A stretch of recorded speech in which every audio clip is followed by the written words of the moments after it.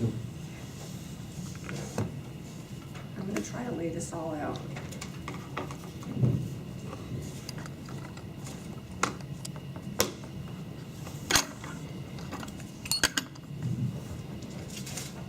Okay. Nobody breathe, and everything will be fine. Okay. So he had big brown eyes and wavy, wiry hair, and these amazing long ears that would flap in the wind.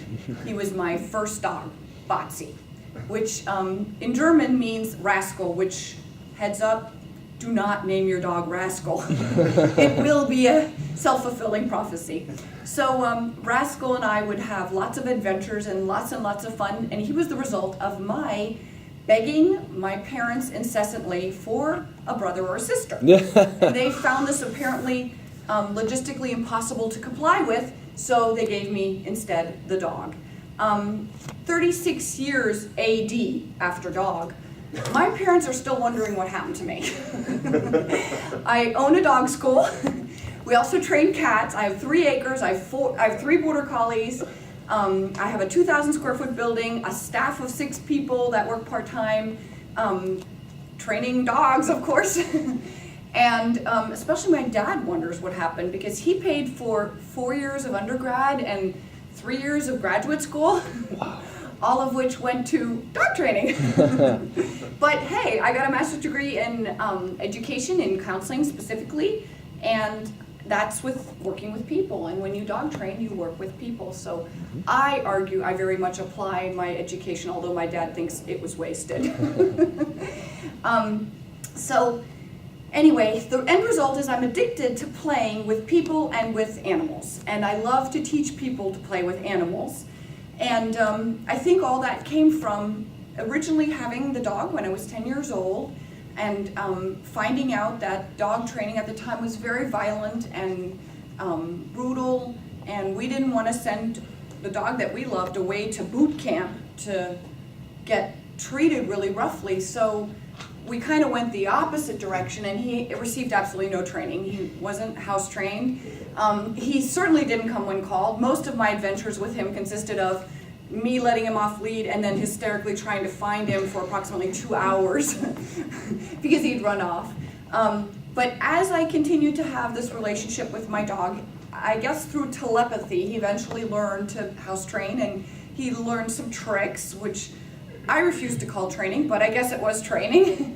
And then pretty soon I got really interested in more animals and bigger animals, and I started to incessantly beg my parents for a horse. They had not learned from the previous behavior training that one should not reinforce begging and whining and so on and so forth, and so of course they complied, and I got a horse. Still no brother or sister, still an only child, but now I have a horse. So of course I had to teach my horse tricks, and he learned to bow, and we would go and have adventures, and he came when called. He would run over jumps next to me, kind of like dog agility. This was all foreboding of what was to come. And so eventually my dog training phobia, my animal training phobia ended, and I succumbed to formal training. I started to train horses, going to the track and coming off the track. I rehabilitated them from the abuse that they experience at the track. Most racetracks are horribly abusive to horses. And then eventually I fell into dog training. Kind of the reasoning was that horses were very expensive and dogs were so much less expensive, and dogs can sleep in bed with you. And this just seemed like, really like a good thing, because my horse, I could like snuggle with him at the barn, but he couldn't really sleep in bed with me. So anyway, I got all distracted and nervous because the green light came on. I have a green light phobia. Okay, so as my animal addiction progressed, I got 3 Jack Russell Terriers, and this is when I was really in trouble. Anybody familiar with Jack Russells? Anybody parented Jack Russells? If you look closely, you can still see the needles in my eyes. They're keenly intelligent and they're very persistent, and I had 3 of them, and despite my education, I think they all had PhDs in a variety of subjects. So they trained me in my sleep, literally.